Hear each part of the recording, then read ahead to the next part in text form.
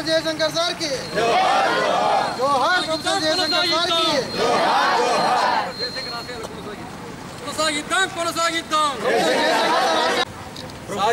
సాధిద్దాం సామాజిక తెలంగాణ సాధిద్దాం ప్రొఫెసర్ జయశంకర్ ఆశయాలను जोहार, प्रोफेसर जयशंकर सर की जोहार, प्रोफेसर जयशंकर सर की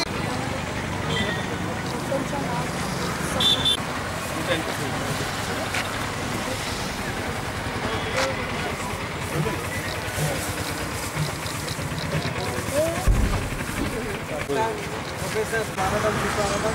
ఈ కార్యక్రమంలో భాగంగా ఒక నిమిషము మరి సార్ని దర్శకుంటూ మౌనం పాటించాల్సిందిగా పెద్దలందరినీ కోరుతున్నాను.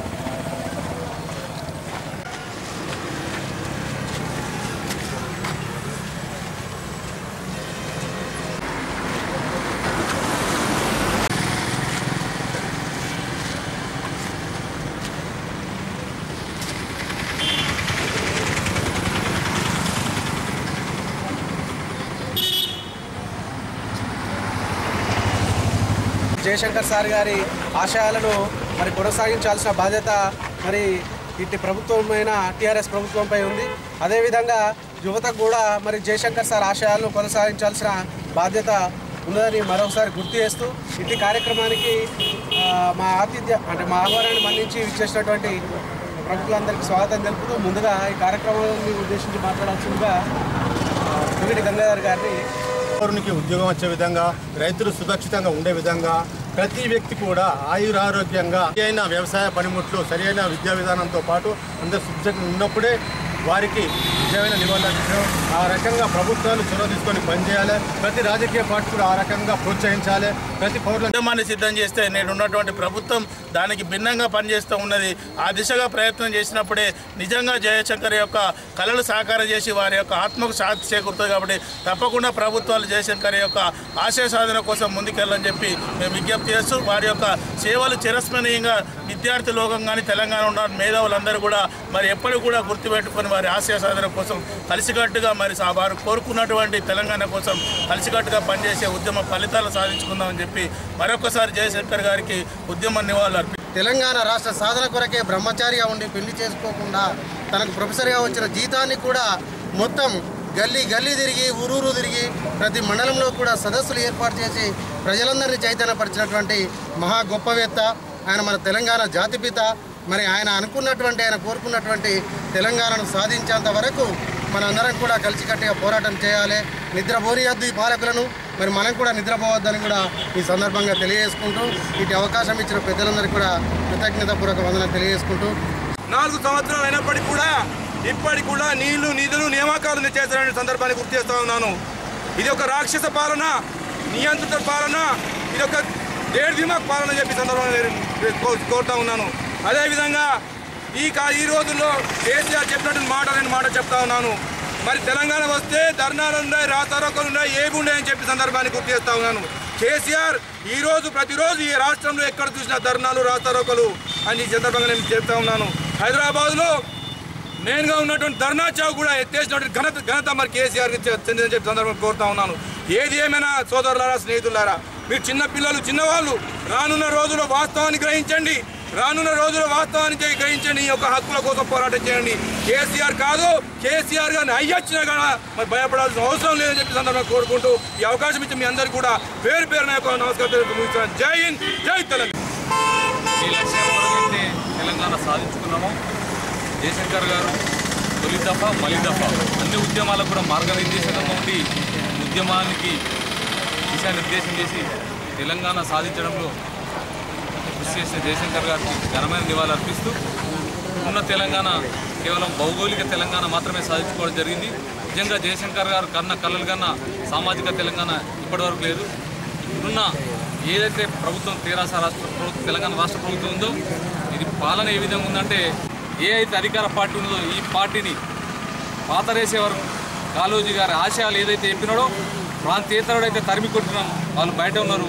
ఈ ప్రాంతీయవాదే ఇప్పుడు ఇలా ఈ తారతమ్యం చూపించుకుంటూ అంతరం చూపిస్తున్నాడు. కాబట్టి తప్పనిసరిగా మనం మరొకసారి సామాజిక తెలంగాణ కొరకు ఉద్యమించాల్సిన అవసరం ఉంది. కాబట్టి ఈ సందర్భంగా జయశంకర్ గారు ఆశయాలు సాధించాలంటే పూర్తి స్థాయిగా సామాజిక తెలంగాణ సాధించడమే లక్ష్యంగా మరొకసారి అందరం కూడా ఉద్యమకాలు అనే నిదానాన్ని తయారు చేసిన ఉద్యమకారుడు ప్రొఫెసర్ జయశంకర్.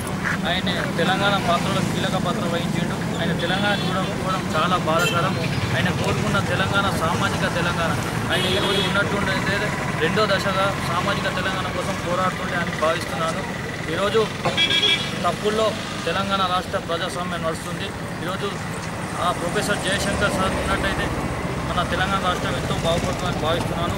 ఆయన ఆశ సాధన కోసం ప్రతి ఒక్కరం కృషి చేద్దాం. జై. ముఖ్యంగా రమేష్ గారు ఈ విగ్రహం కోసం చాలా కష్టపడ్డాడు.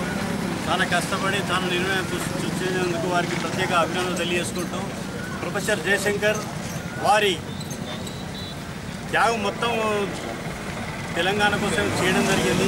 కావున అటు మహనీయులు జాతిపితగా వెలుగొందాలని వారి ఆశయాలను మనం ముందు నడిపించాలని చెప్పేసి ఈ సభావేదికగా చేసుకుంటూ విశ్వబ్రాహ్మణుడై ఒక జాతిపితగా ఎదిగినందుకు చాలా గౌరవిస్తున్నాను. అలాగే శ్రీకాంతాచారి కూడా విశ్వబ్రాహ్మణుడే కాబట్టి వారికి నివాళులు అర్పిస్తూ కార్యక్రమానికి చేసినందరికీ పేరు ప్రపంచానికి తెలియజేసిన వ్యక్తి జయశంకర్ గారు.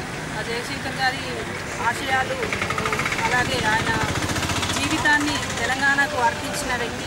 ఆయన సొంత భూమిని కూడా పాఠశాలకు దానం చేసి అంటే విద్యార్థులు చదువుకున్నట్లయితే వారు ఉన్నత స్థానంలో ఉంటారనే ఉద్దేశంతో సొంత భూమిని కూడా తెలంగాణకు ఆయన జీవితాన్ని అర్పించింది. కానీ ఆయన తెలంగాణను రాకముందే కొద్ది రోజుల ముందే చనిపోవడం అనేది బాధాకరం. ఇంకా జీవితాన్ని అర్పించిన వ్యక్తి తెలంగాణ రాకముందే వెళ్ళడం అనేది. అలాగే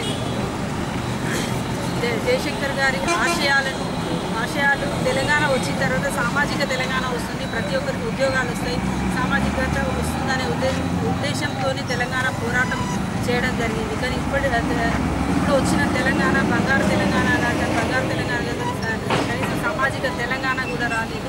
అప్పుడు విద్యార్థులు ఎన్నో ధర్నాలు చేసి ఎన్నో ప్రాణత్యాగాలు చేసినట్టు కోరుకొని తీసుకున్న మన తెలంగాణ విద్యార్థులందరూ రోడ్డు మీద ఎక్కాల్సిన పరిస్థితి మళ్ళీ వచ్చింది.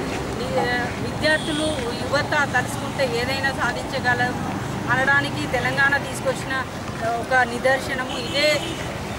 ఇదే జాతిలో మళ్ళీ ముందుకెళ్ళి యువత అందరూ కూడా మన తెలంగాణను సామాజిక తెలంగాణగా తీసుకురావడానికి ప్రతి ఒక్కరూ ముందు ఉండాలని, అలాగే జయశంకర్ గారి ఆశయాలను ముందు ప్రతి ఒక్కరికి తెలియజెప్పాలని, ఆయన ఆశయ సాధనలో నడిచినట్లయితే మన సామాజిక తెలంగాణ మనకు వస్తుంది అని తెలియజేస్తూ, అలాగే తెలంగాణలో మనకి ఎన్నో తెలంగాణ వచ్చిన తర్వాత ఉద్యోగాలు వస్తాయన్నారు. ఉద్యోగాలు వస్తాయి కానీ ఎన్ని అప్పులు మన తెలంగాణ అప్పుల తెలంగాణగా మారింది తప్ప ఒక్కరికి కూడా ఉద్యోగం వచ్చిన దాఖలాలు లేవు. అంటే యువత అందరూ రోడ్డు మీద పడాల్సిన పరిస్థితి వచ్చింది. ఇన్ని అప్పులైనా కానీ ఎన్నో సంస్థలు ఏర్పాటు చేసి వాళ్ళందరికీ ఉద్యోగాలు చేయాల్సిన బాధ్యత గవర్నమెంట్ ఉంటుంది. అది తప్పకుండా ఆయన ఆశయ సాధనలో తీసుకెళ్లాలని కోరుకుంటున్నాను.